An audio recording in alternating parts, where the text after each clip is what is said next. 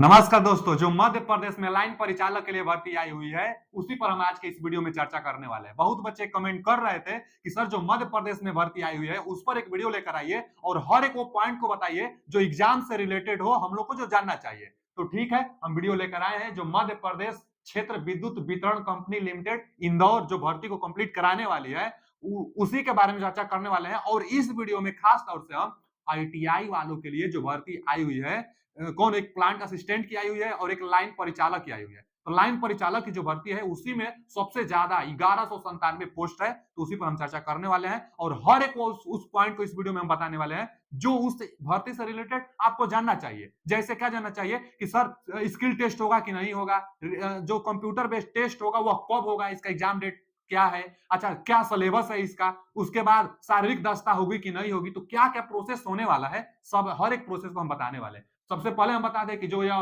भर्ती निकली हुई है, इसका जितना जोन है सभी जोन के लिए भर्ती निकला हुआ है। कई बार भर्ती केवल एक जोन के लिए निकल जाता है, लेकिन जितना इसका जोन है सभी जोन, जबलपुर, इंदौर, भोपाल, जबलपुर में जितना 3 जोन होता है तो तीनों जोन के लिए निकला हुआ है। तो जितना जोन है सभी के लिए निकला हुआ है। अच्छा जी, हम किसके लिए बताने वाले हैं? लाइन परिचालक वाले बच्चे। देखिए जो जेई वाला बच्चा अगर देखता होगा तो जेई के लिए जो भर्ती आई हुई है इलेक्ट्रिकल के लिए, उसको हम अलग से, उसके लिए अलग से भी हम वीडियो लाएंगे, उसको हम समझा देंगे। अभी यह लाइन परिचालक के लिए देखिए, लाइन परिचालक को इंग्लिश में लाइन अटेंडेंट कहते हैं। तो लाइन अटेंडेंट अथवा लाइन परिचालक जिसका जो भर्ती निकला हुआ है, वितरण विभाग में आपका जो जॉब लगेगा ना, डिस्ट्रीब्यूशन में लगने वाला है, जिसको हम लोग ट्रेनिंग के पद पर भी, जो पद होता है ट्रेनिंग के मतलब पद पर रखा जाता है, वो कहा जाता है ट्रेनिंग, लेकिन वो रेगुलर बेसिस यह भर्ती है, परमानेंट भर्ती है। लाइन परिचालक ट्रेनिंग आपका पद का नाम है। टोटल कितना भर्ती है? 1196। टोटल 1196 पद है। अच्छा, 1196 में 87% वो फार्म भर के, बाकी और जो 13% है वो रेगुलर अपने अनुसार वो भर लेंगे। जो 13% होता है ना बच्चा, वो भाग जिस हेतु चयन सूची घोषित की जानी, मतलब 13% के लिए वो लोग नोटिफिकेशन नहीं दिया है, सिर्फ 87% इसमें से वो सिलेक्शन ले लेंगे। 13% उसमें जो कर्मचारी है उनके लिए होता है। अच्छा, तो टोटल भर्ती लाइन परिचालक जो आईटीआई पर आया हुआ है 1196 है, तो किस जोन में सबसे ज्यादा है? तो आप देख सकते हैं कि जबलपुर जो जोन है, जो जर्नल वाला है, जो ओपन है सभी के लिए, आप कोई भी राज्य से हो, सभी स्टेट वाले इसमें भर सकते हैं। तो 188 है जबलपुर में, बाकी यहाँ 99। टोटल कितना है? तो जो जनरल में फाइट करना चाहता है, जो अलग स्टेट से है, उसके लिए 339, नहीं तो ओवरऑल टोटल जो वैकेंसी है 1196 टोटल वैकेंसी है। बाकी जनरल में 339 है। बहुत मतलब देखा जाए तो 300 प्लस वैकेंसी है, तो अच्छा खासा हाई वैकेंसी, वो भी सिर्फ जर्नल के लिए है, नहीं तो ओवरऑल तो 1000 प्लस वैकेंसी आई ही है। अच्छा, आगे चलते हैं। और जो विजिबिलिटी जो दिव्यांगजन होंगे उनके लिए भी है, महिला के लिए भी। महिला के लिए हालांकि सीट नहीं है, लेकिन महिला एलिजिबल है इसमें लाइन परिचालक में। एक प्लांट असिस्टेंट है, उसमें महिला एलिजिबल नहीं है, प्लांट असिस्टेंट में एलिजिबल नहीं है, लेकिन लाइन परिचालक में महिला एलिजिबल है। सीट नहीं है, आप जनरल में फाइट करिए और सिलेक्शन ले जाइए। तो आगे इस भर्ती से रिलेटेड जानकारी, नोट कितना सीट है, सीट तो हम बता दिए। अब नोट कुछ ध्यान देना है आपको कि जो पावर जो दिया है ना, संयंत्र सहायक, जो पावर असिस्टेंट के लिए भर्ती आई हुई है, उस पद के लिए केवल पुरुष उम्मीदवार आवेदन करें। तो लाइन परिचालक के लिए महिला कर सकती है, लेकिन जो प्लांट असिस्टेंट है उसके लिए सिर्फ पुरुष ही आवेदन करें। इस प्लांट असिस्टेंट की भी अलग से भर्ती आई है, उसके लिए कुछ 28 के आसपास सीट है। अच्छा जी, और भी बहुत जानकारी आप नोटिफिकेशन पढ़े होंगे, जो मेन जानकारी है उसको चीज हम बताने वाले हैं। देखिए, जो लाइन परिचालक है वितरण विभाग में आया हुआ है भर्ती, उसके लिए जो क्वालिफिकेशन है, क्वालिफिकेशन क्या होने वाला है? तो 10वीं पास प्लस एनसीबीटी चाहे एससीबीटी से आईटीआई, तो आईटीआई प्लस जो 10th है, तो दोनों डिग्री सबके पास ही होगा, तभी आप वीडियो देख रहे हैं। तो क्वालिफिकेशन तो इजे कुछ एक्सपीरियंस नहीं है, और जो पहले से काम किया हुआ है उसको कुछ बोनस अंक दिया जाएगा, ये तो है। बाकी प्रेशर भी एलिजिबल है इसमें। आगे आयु सीमा भी बहुत ज्यादा है, 40 वर्ष तक है। देखिए ना, 40, 45, 45, तो आयु सीमा बहुत है। और कहां तक गिना जाएगा? तो 1 जनवरी 2024 तक कंप्लीट उतना होना चाहिए, मतलब 40 वर्ष हो जाने चाहिए। तो 40 से सबका तो कम ही है, तो आयु की कोई वो नहीं है, आयु बहुत ज्यादा दिया है, 40 वर्ष तक दिया है। अच्छा जी, आगे आगे देख लीजिए, इससे बहुत इंपोर्टेंट जानकारी क्या है? तो चयन प्रक्रिया, जो कि बहुत ज्यादा इंपोर्टेंट यही है प्रोसेस कि कैसे चयन होगा। तो पहला पॉइंट क्या दिया है? आवेदकों का संबंधित पद चयन कंप्यूटर बेस्ड सेट, यानी जो सीबीटी होता है, कंप्यूटर बेस्ड जो टेस्ट होती है, उसमें प्राप्त अंकों के आधार पर किया जाएगा। सीबीटी में आप जितना नंबर ज्यादा से ज्यादा पाएंगे उसी आधार पर सिलेक्शन आपका होने वाला है। कंप्यूटर आधारित परीक्षा 100 अंकों की होगी, जिसमें एक अंक का मतलब जो एक प्रश्न होगा एक अंक का होगा, चार बहुविकल्पी प्रश्न होने वाला है और एक अंक माने टोटल ओवरऑल 100 अंक का होने वाला है। 100 क्वेश्चन भी रहेगा। 100 क्वेश्चन में 60% जो क्वेश्चन होगी माने 60 क्वेश्चन, 100 है तो 60 क्वेश्चन टेक्निकल का होने वाला है। अच्छा जी, 60 क्वेश्चन टेक्निकल का, बाकी 40 जो क्वेश्चन होने वाला है यह नॉन टेक्निकल का, यह नॉन टेक्निकल का और यह जो होने वाला है टेक्निकल का होने वाला है। 60 क्वेश्चन टेक्निकल का होने वाला है और 40 नॉन टेक्निकल का। इनका सिलेबस क्या है, सिलेबस हम अभी बताने वाले हैं, बने रहिए। बस जानिए, टेक्निकल 60 और नॉन टेक्निकल 40, टोटल 100 क्वेश्चन आने वाला है। टाइम कितना मिलने वाला है, 120 मिनट। 100 क्वेश्चन के लिए 120 मिनट यानी 2 घंटा टाइम आपको मिलने वाला है। अच्छा जी, सीबीटी बेस्ड टेस्ट होगा। न्यूनतम अंक भले बोला है कि 25% हम पाना ही पाना है, तभी आप सिलेक्शन ले पाएंगे, बाकी तो वो कट ऑफ बनेगी ही जितना ज्यादा बन जाए। आगे का दिया है कि विभिन्न कंपनियों में निकला हुआ है, आप अपने अनुसार जिस जिस कंपनी में आप अपने स्वेच्छा अनुसार जो फिल करना चाहते हैं वो फिल कर सकते हैं, बाकी तो वो अपने अनुसार वो देगा ही। तो ध्यान देने वाली बात यह होती है कि 100 अंक 100 सीबीटी एग्जाम होगा, एक ही एग्जाम होगा और 100 क्वेश्चन होगा, 100 नंबर का होने वाला है। माइनस मार्किंग भी है, 1/4 माइनस मार्किंग है।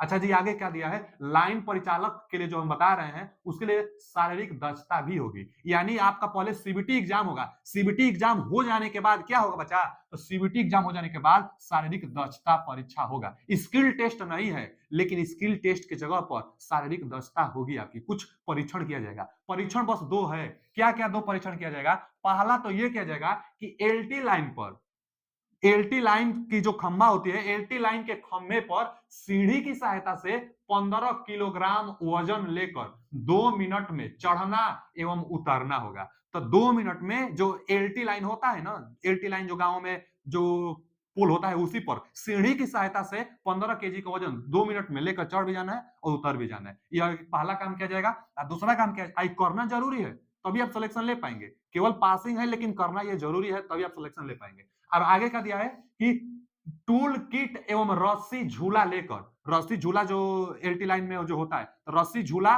और टूल किट लेकर 10 मिनट में 1 किलोमीटर पैदल चलना है। तो 1 किलोमीटर 10 मिनट में चलना है।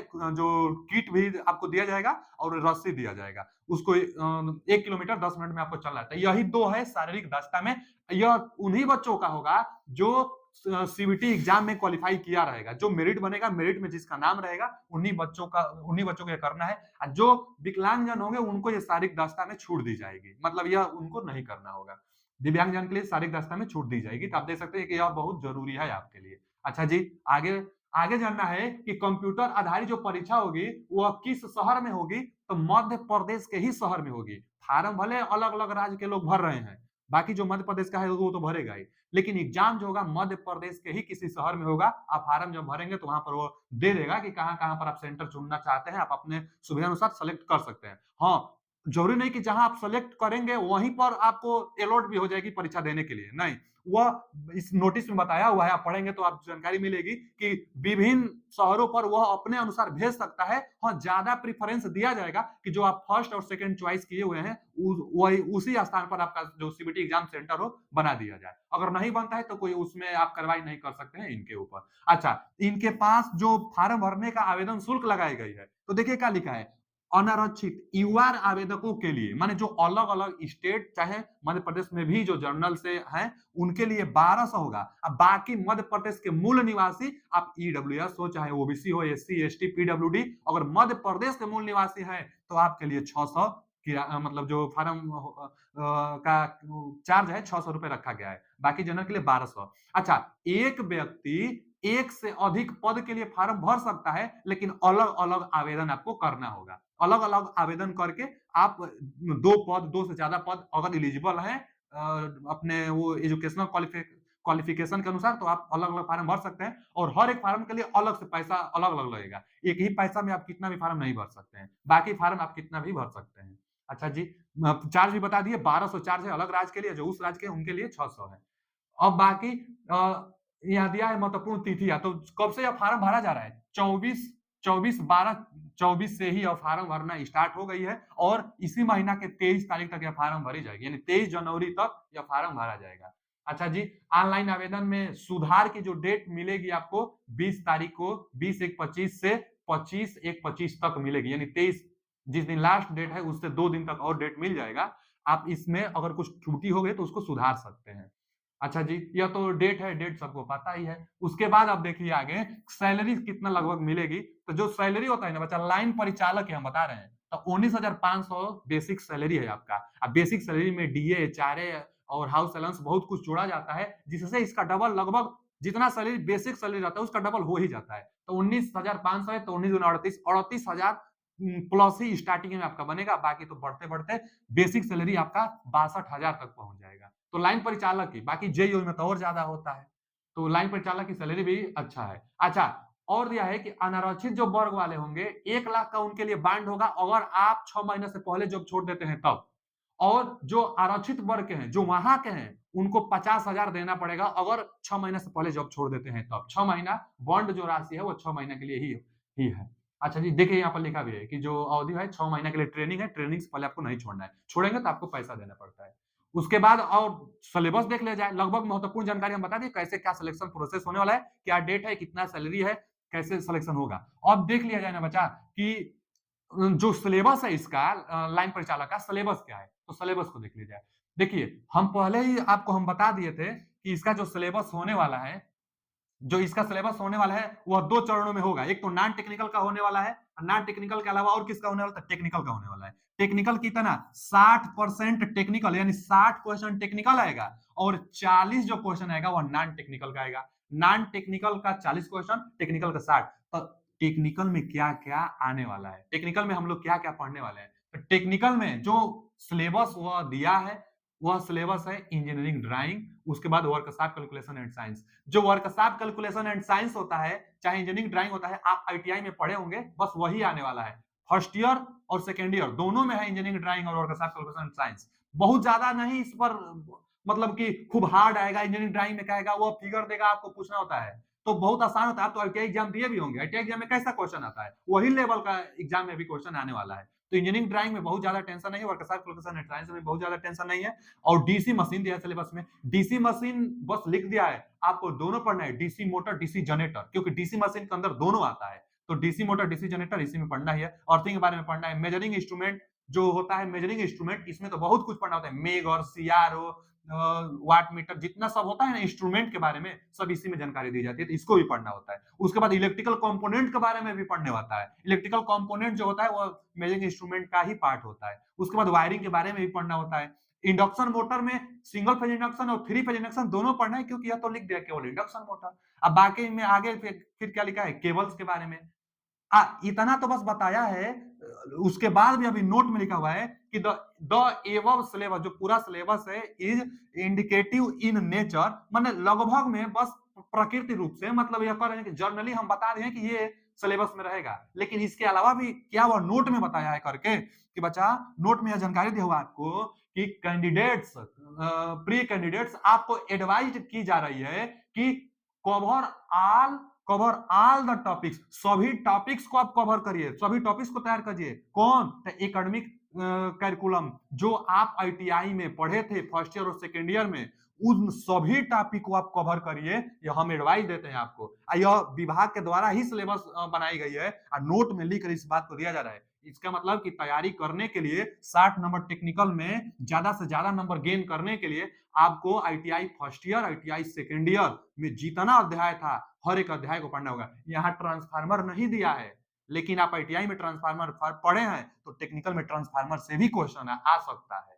क्योंकि नोट में लिखा हुआ है कि जो आईटीआई में आप पढ़े थे एकेडमिक में, चारों मॉड्यूल को भी आप कवर, जितना दिया है सबको आप कवर कर लीजिए, सबको तैयार कर लीजिए। बाकी हम मुख्य रूप से यह दे दिए हैं पैटर्न। तो यह एग्जाम के लिए सिलेबस था। अच्छा, जो नॉन टेक्निकल है, नॉन टेक्निकल का भी सिलेबस है, वो हम यहाँ पर लगा नहीं पाए हैं, लेकिन जो नॉन टेक्निकल होता है, पूरा विश्व का इतिहास और भूगोल आने वाला है, मध्य प्रदेश का भी कुछ क्वेश्चन इतिहास भूगोल में आने वाला है। तो 40 में टोटल जीके जीएस ही आने वाला है। अब इसी में, इसमें मैथ, जीके जीएस हम बस बता रहे हैं, GK and GS, GK GS आने वाला है। मैथ रीजनिंग नहीं है 40 नंबर में, लेकिन जो वर्कशॉप कैलकुलेशन एंड साइंस है ना, इसी में साइंस और मैथ इसी में आ जाएगा। बाकी इस जो 40 नंबर का जीके है इसमें मैथ और रीजनिंग नहीं है, इसमें क्या है सिर्फ जीके जीएस है। अच्छा जीके जीएस कहाँ का पढ़ना होगा तो हम बता दिए वर्ल्ड का, पूरा विश्व का भी इतिहास और जो भूगोल है वो तो पढ़ना ही है, प्लस में भारत का भी पढ़ना है इतिहास भूगोल, उसके बाद मध्य प्रदेश का भी दिया है। इसका सिलेबस है, हम टेलीग्राम चैनल में नॉन टेक्निकल का और टेक्निकल का दोनों का हम डलवा देंगे, जो कि वीडियो के डिस्क्रिप्शन में लिंक लगा हुआ है, आप टेलीग्राम चैनल में जाकर ज्वाइन हो जाइए। सिलेबस का भी पीडीएफ, नोटिफिकेशन का भी पीडीएफ और नॉन टेक्निकल का और टेक्निकल का दोनों कलर जो भी पीडीएफ है हम टेलीग्राम चैनल में दिलवा देंगे। तो अभी के लिए इतना ही, बाकी इसका तैयारी करना चाहते हैं बहुत अध्याय हम पढ़ा दिए हैं, चैनल के जाकर प्लेलिस्ट में आप पढ़ सकते हैं। Thank you.